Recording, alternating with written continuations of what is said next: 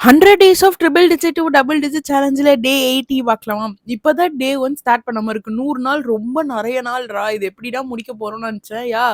80 நாள வந்து நான் கிராஸ் பண்ணிட்டேன். வெயிட் குறைஞ்சிருக்கே அப்படின்னா, ரொம்ப டிசிப்ளின்டா ஒரு ஒரு ஆக்டிவிட்டிய நான் பண்ணிட்டு இருக்கேன். ஸோ அதுவே பெரிய விஷயம் தான்.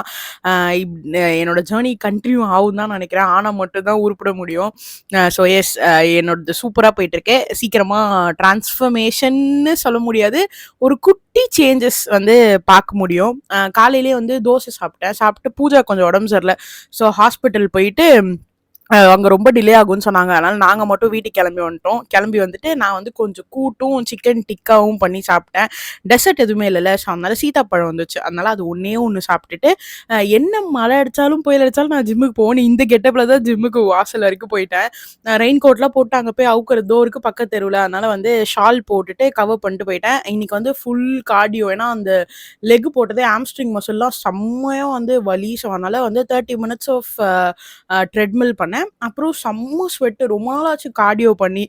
அப்புறம் ஒரு 30 மினிட்ஸ் வந்து சைக்கிள் பண்ணேன். இன்னைக்கு வந்து 2 லிட்டர் தண்ணிலாம் கொண்டு போல. வெறும் குட்டி பாட்டில் தான் எடுத்துட்டு போனேன். அது மட்டும் தான் குடிச்சேன்.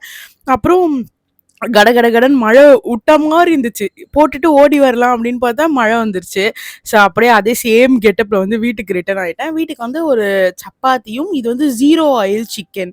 அப்படியே சிக்கன வந்து மேரினேட் பண்ணி குக்கர்ல வந்து 2 விசில் வச்சு வெஜ்ஜீஸ் போட்டு இறக்கிக்கிட்டேன். இப்படிதான் என்னோட டே போச்சு. நாளைக்கு பார்க்கலாம் மக்கள்ஸ்.